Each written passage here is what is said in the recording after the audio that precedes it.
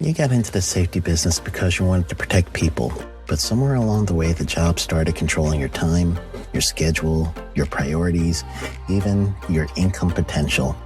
What if the expertise you've built over the years in the field can give you something more? More freedom, more control, more ownership of your future. I'm Sheldon Primus, the author of 7 Steps to Starting a Profitable Safety Consulting Business and the host of the Safety Consultant Podcast, with more than 350 episodes helping safety professionals become consultants and grow their career. Consulting changed my life. In fact, I'm a full-time RVer, and one consulting contract paid for my home I live in today. Now, I help safety professionals build their own consulting practice through bi-weekly coaching calls, accountability, and personal guidance. But this program isn't for everyone. Start with the Consultant Readiness Audit at sheldon.coach.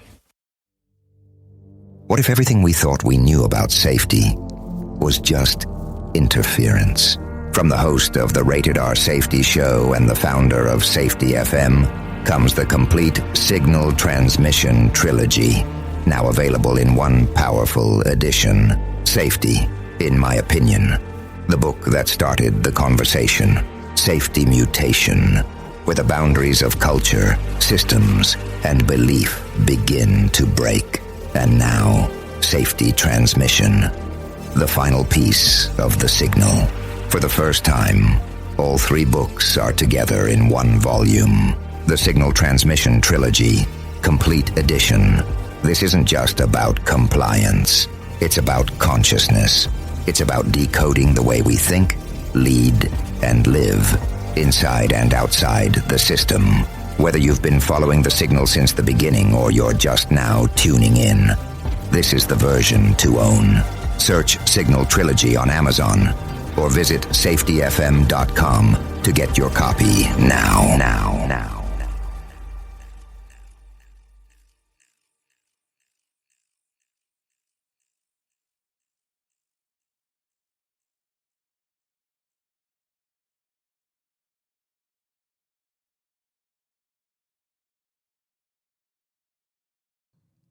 This is Andy. And this is Matt. And you're listening to The Hop Podcast with no name.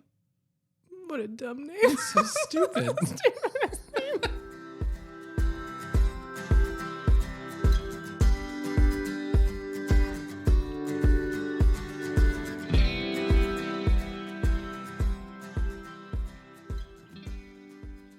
You didn't think I was going to hit record, did you? And here we are, episode 36. You thought I was going to go over there and mess with the computer?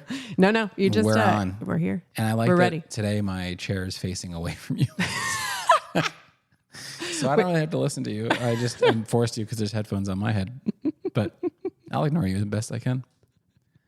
You are really not looking at me. No, I'm looking right at the door out of the room that I get to leave. Once this is over, I get to go right through that one. That's Nice. not true. We have work later. Excellent. Do you remember what we're talking about today?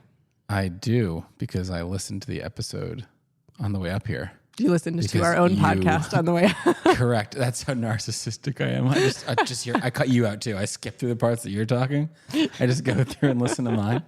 Wow. This is... Okay, so what did we say we were talking about? We were talking about, last episode was about learning differently, thinking differently, to learn differently, to design differently. And then we were going to, this episode, talk about resilient design and designing differently and what that means. And then you were going to tell some stories. So All right. pretty much an average episode. So if your expectations are up here listening, okay, well, we'll see. We get there. All right. Sounds like a plan. And I think the reason why we thought it was important to talk about designing differently is because so oftentimes in talking about this hop space, it almost comes as like an afterthought, the designing differently piece of it. There's a lot of discussion about how to lead, how to engage with people, how to have really good operational learning conversations, sort of the thought process that we have to adjust in order to be able to hear people. And then the designing differently aspect of it, depending upon who you're listening to in this space, just kind of, I don't know, it's there, but it's sort of weaker in the discussion than it probably should be, myself included in how I tend to talk about it. And And what we tend to see happening in organizations that have been doing, using HOP concepts for a while is that we get to a certain point in learning. And so people are really good at learning from the end user. But there isn't a lot of change happening in design. And sometimes there's sort of a confusion around what the idea of learning and improving means. Meaning that thought process is that we're going to learn from our mistakes and improve, but the improvement in some places isn't including actually changing the design of anything. It's just, we did that before, so we're not going to do it again. Mm-hmm. That sort of improvement, which is not the intent of the idea of resilient design.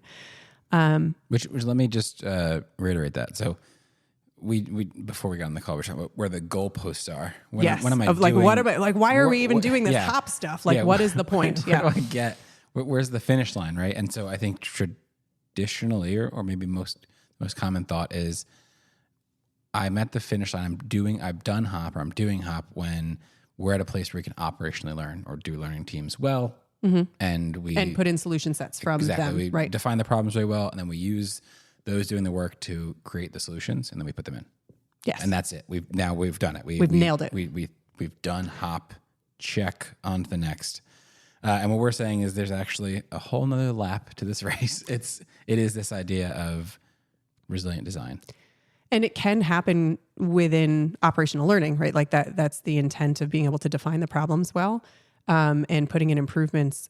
It's just, I guess we haven't seen a lot of examples in practice of people defining the problems in a way that would push you towards resilient design or designing to allow to fail safely. There's a lot of different terminology you can use depending upon sort of, whose books you've read or where you've studied this information. And so we'll probably use a few of them to hopefully make it make sense to people.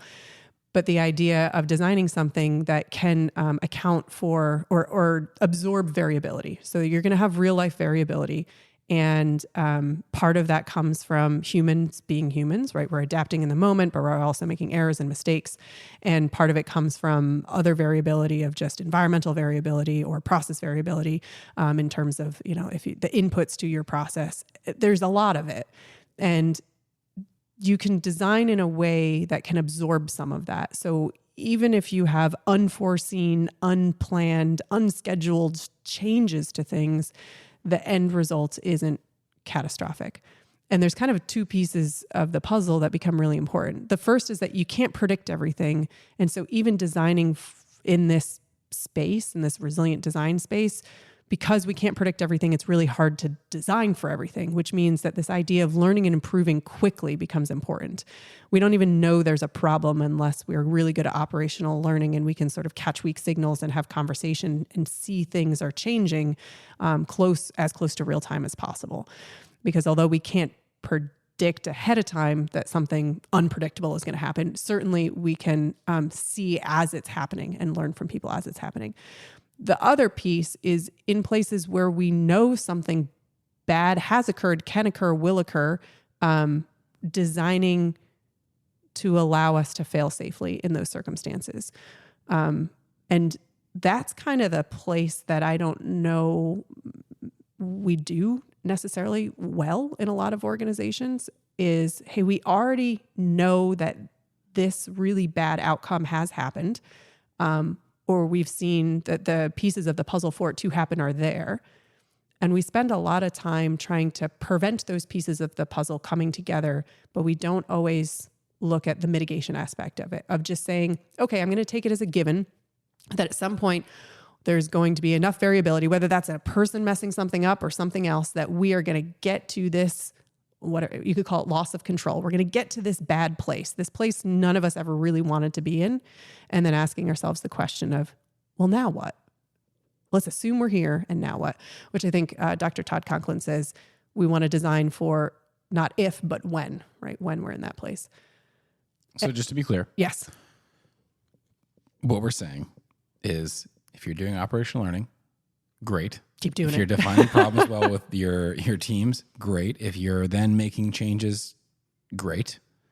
And we're just trying to keep going a step further, right? Yes. We just want to add on to the thought process of what are we making changes around? Is it just sort of find it, fix it, tangibly obvious stuff. Once you talk to the folks that are close to the work, that they're like, hey, I don't have this tool when I need it. Is that the type of fix we're only doing? Or are we also thinking about how we're designing to allow ourselves to fail safely? Have we added that into the thought process? Yeah. So that's still a good answer. Right? Correct. Hey, we need this tool. Yes.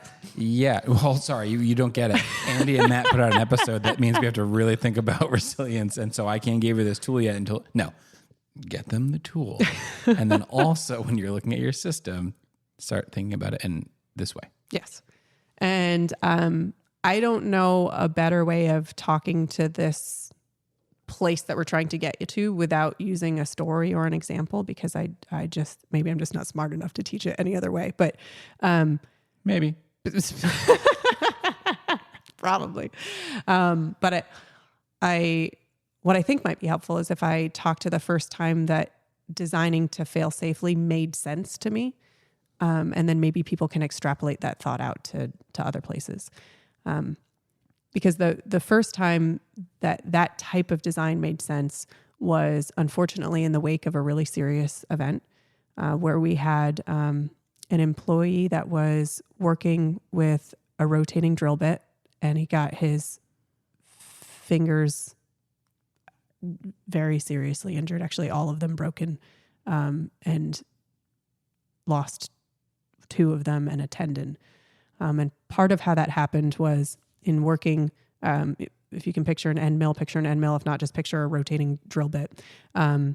He was brushing away metal chips with a brush while this was rotating, and the bristles of the brush got pulled in, and then his hand got pulled in, and he had a glove on his hand.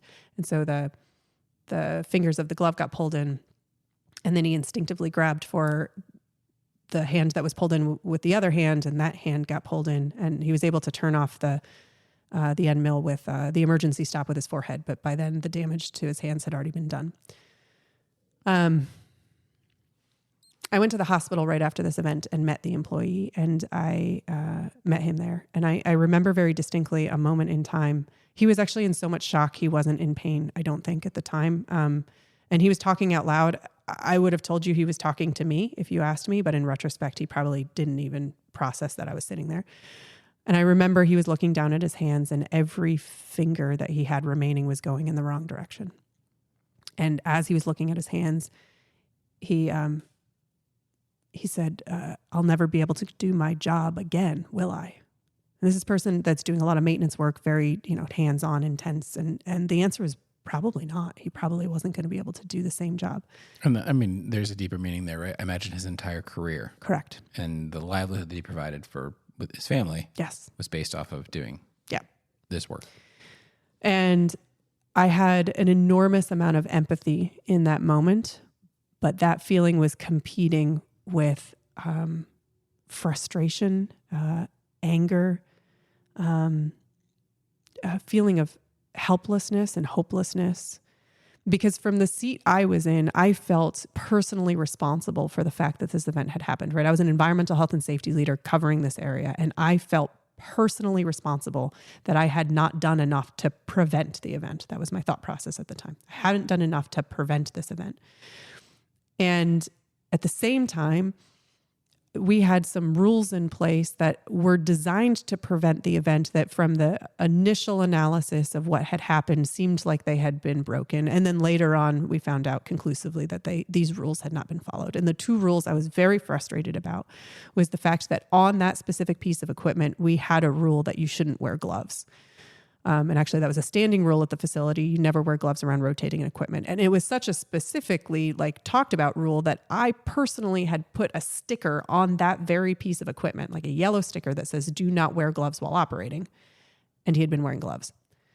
And then the other piece of the puzzle was the fact that there was guarding in place to prevent you from getting your hand exposed to something that was rotating. And that guarding had been moved in order to brush the chips away. So as much empathy as I had in that moment, I was also incredibly angry. And that anger came from a place of feeling hopeless and helpless because how was I supposed to, if people weren't going to follow basic rules, how was I supposed to keep anybody safe? That was my thought process at the time. And I waited until his family came to the hospital, and I got them a cup of coffee. And then I went into my car and I screamed. I just sat in the car and I screamed. And I brushed it off and said, okay, well, now that you've, had your emotional bout, it is time to go figure out what to do differently. And I went back to my office at the time, and I remember staring at my computer, and there was a slide that I had printed out from one of Dr. Todd Conklin's presentations, and it was sitting right above my computer. And the slide said something to the effect of, great performance is not the absence of mistakes. It's the presence of capacity.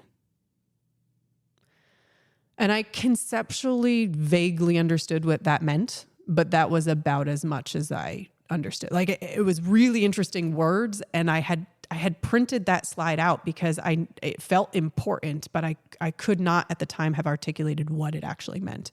I knew what each one of those words mean individually. Individually, right? But together. Together, but like what does capacity mean? Like what do we mean by capacity? And the only example that I had been given up until that time was the example of car design. So I want to take a quick aside into the car design and talk a little bit about it to help make sense of what this idea of failing safely and capacity means. But many people have heard the example, right? So we're not going to go into crazy detail. And also, the example itself didn't help me very much. So that's actually what I want to talk to is after knowing the example, what else did I need to know in order to understand how you actually apply this thought process into something that isn't cars? Because the example that I was given was looking at car design from, the 50s and 60s to today, that the cars are designed expecting that the human at some point will fail in some capacity, meaning we're going to make an error, we're going to make some sort of mistake, and a crash will occur. And then the design is set so that when the crash does occur, how can you still have the driver walk away, right? So things like bumpers, things like airbags, crumple zones, seat belts, all of these engineering defenses built into the car to create physical survivable space with the acknowledgement that the car will most likely eventually be crashed. And when it is crashed, what does that crash look like? And how do we make it so that the person can walk away? So that this idea of failing safely, right? So we've failed, right? But we've failed in a way that we've controlled the outcome of the fail. The consequence has been minimized to some extent. Now the car is still destroyed. Don't get me wrong. Like there is consequence, but that consequence is far lesser than it would be in another circumstance. We destroy the car in order to preserve the person, right? The energy has to go somewhere, but that's the design element of it. And you make that trade-off 10 times out of 10. Correct. It's a very easy yes, trade-off. and it is a trade-off that was made intentionally. Yep. It didn't happen by accident. There was a decision made that the car will be crashed. Now what? Right? That was the thought process. And I had heard that example many times, but I didn't know what to do with it. Meaning, an end mill and a glove and a person with using or not using guarding felt so distinctly different from cars. I couldn't draw the connection. I can't put airbags in it, right? Like not with that attitude, you can't. I don't know how to make bumpers, right? I couldn't apply the design elements to it, and so I didn't know what to do with the information. And so instead, I actually became really interested not in what was changed in the design of cars, but how it was changed. And there's a couple pieces in the how, which is where we get to why there's so much emphasis in the other parts of HOP, because the pieces to the how are this.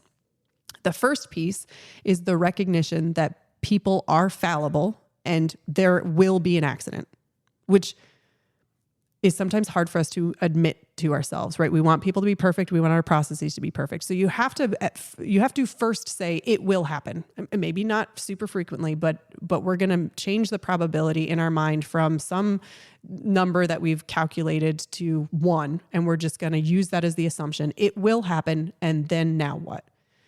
In order to get to a place where you even want to start to spend resourcing in that space, you then have to get beyond the idea that an event is happening just because somebody was being an idiot, and that if they just weren't being an idiot, then this wouldn't happen. And so all we have to do is make it so that our people aren't idiots, right? Like that's the other piece of the puzzle that we have to be able to tackle. And then the third part is you have to know enough about the system to design it differently. And that's actually a really big hurdle in a lot of organizations. Like you can't just wish your way to resilient design. It doesn't work that way. You can't just like sit in your chair in an office somewhere and be like, I want to make this design resilient, and then sit there with a piece of paper and figure out how that's going to happen. Well, that's sort of true, because you can. Say more. You can do that. You can say, I'm, as an outside observer, going to believe I'm making the right change to a system. Correct. It's just whether or not it's effective. Yeah, and those doing the work might say, "Oh, thank you for this. It's going to live in the closet over there. We're never going to touch it or use it, but thank you for that." And they just ignore it. Yes. So yeah, you can do it. You can do it. You are absolutely right. You can do it. It just probably isn't going to land the way that we want it to. Meaning that we don't have enough tangible details of how the work is getting done to design it well. And so then this is the thought process where it's incredibly important to have the end user in the design. And so combining these concepts is when I started to understand a bit of how the automotive industry changed car design. And there's a lot of moving pieces to it. But there is one very, very large element that they have that is an advantage that a lot of other industries don't have. And that's that every single person on the design team also drives. So the end user is the designer. And there's some other spaces in the world where that exists. And actually the products that they create are often really good because they are beta testing things as they're designing it, and they understand the nitty-gritty details of what it's like to actually use the piece of equipment or do the work. And so it was in understanding this that I started to think about even examples in car design itself of, well, how do you design for something differently? And the example that stuck with me that seemed so helpful, and then getting to talk to people that actually design cars and how they come up with ideas, right? So reinforce this thought process of, let's imagine that you're driving and or maybe you're managing a bunch of people that are driving, and you find out that somebody changed lanes and didn't check their blind spot, and there was an event because of it. There's some collision, and as the person managing these drivers, that hits your scorecard. There's some amount of resourcing that you need to fix the piece of equipment or fix the car, and so we're generally not happy when we have a negative outcome. Now, if you don't drive, right, your thought process is usually fairly simplified of, well, they know they should have checked their blind spot. I've seen it in the training. I actually trained to it. I know the requirements. And if I look at the procedure, it's in the procedure. And so we sort of oversimplify the thought process to, well, they should have checked their blind spot, and they didn't. And then we tend to tackle that as the problem, meaning we try to get people to check their blind spot more often. We try to make it sure that they understand how important it is. We try to put in higher man-made consequences to force people to check their blind spot. We do a lot of things to try to double down on the idea of always remember, never forget, check your blind spot every time. We do campaigns around it. If you're the end user and somebody suggests those solution sets to you, they feel a little bit silly. And they feel silly because they're hollow, they're empty, they're flat. They don't have enough context to it. And a healthy way to start to resolve this problem is, rather than just picking this one thing that we find to be a preventative failure, instead we learn what is actually happening. And what we mean by that in this case is the fact that if you talk to drivers, right, all of us, if we had conversation, we would find that it is actually fairly normal for people to not check their blind spot for a few reasons. One, I think we've mentioned this before when we were talking about like errors and mistakes, but one, you meant to do it and you plumb forgot, or two, you didn't check it on purpose because you were 100% certain at that point in time that there was no one there, right? For some sort of specific contextual reason, you were 100% certain. You turned out to be wrong, but in the moment you were 100% certain. That is a lot easier to digest when you're the end user because you've experienced part of it. But then the other piece, right, in the design piece, the thing that is so incredibly powerful to be learning about is how are we managing that today? Meaning, there isn't a lot of the potential for that accident to happen is pretty high, and yet it doesn't happen all the time. So what is happening in that space between the time that we've lost control, right? We plumb forgot, or we didn't check our blind spot. So now we are trying to change lanes with someone in our blind spot. What happens between that moment and the time that we don't have an accident, right? So that's this area of learning from the end user and the adaptation and all of the operational learning we're talking about. But the really valuable piece of understanding what is happening is because we can take that solution set and make it systemic, meaning we find out, for example, what's happening is that someone who is in the blind spot hopefully sees you, honks their horn, and you as the driver, you're alerted and you correct lanes. That is the mechanism that's preventing the incident from happening at that moment in time. Hearing an attention activator that somebody else is hopefully creating for you, hearing it and having enough time to respond. And when you know that level of detail of how we're managing not to have incidents or as many incidents today, that's when the idea of a blind spot detector starts to make sense. Like that's when you have enough contextual information that it would be like, you know what? We could make that same solution set happen almost all the time by making it systemic, by building it into the car itself. We're going to make the car that you're in be the attention activator instead of the other not reliable human, right? That's in the other car. And we're actually going to make an attention activator in a couple different ways. We're going to make it flash and make noise so that you have a couple different ways of catching that there's a problem. And then that's going to be at least part of a solution for how we reduce the probability of in this case, any consequence after that loss of control. Loss of control has still happened. You're still in a position you never intended to be in, trying to move into a lane where there's no space for you. But this design feature makes it less likely that you are going to hit the car that is in the blind spot. It is that thought process of learning from the end user, being able to get beyond the biases of, well, somebody should have just done something better, or somebody should have just changed their blind spot. Somebody shouldn't have been wearing gloves. Somebody should have just had the guarding in place. Being able to learn from that, learn how today success is created, if success is being created in other circumstances, and then seeing whether or not we can actually take that solution set that is being used and make it into something systemic that is available either more often or to everyone or consistently or reliably. And that is a really big piece of how to get to an end state of a better design, which we can go back to the glove story next episode to see how it actually applies in a non-car example, because that's the big hurdle. It's getting to that. Your quick aside was about 12 minutes. It was, I think, more than half the episode. Also, big shout out to whoever the plum salesman was that talks to the forgetful people, because you said plum forgot like 6 times. That's a saying, I guess.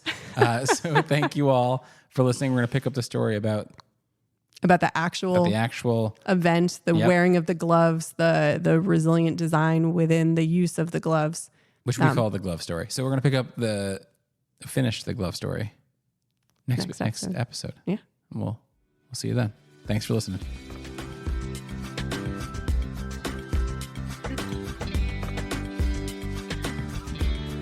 Well, that's it. Yep. Another one in the books. We did it. If you want to send us any of your thoughts, actually fling us any of your thoughts, you can do so at the website www.hoppodcast.com. That's HOPPODCAST.com. It's still such a stupid name. It's such a stupid name. We look forward to hearing from you. Thanks for listening.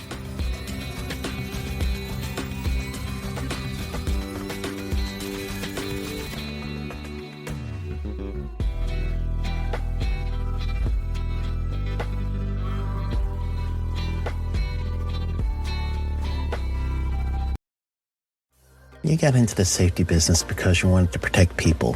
But somewhere along the way, the job started controlling your time, your schedule, your priorities, even your income potential. What if the expertise you've built over the years in the field can give you something more?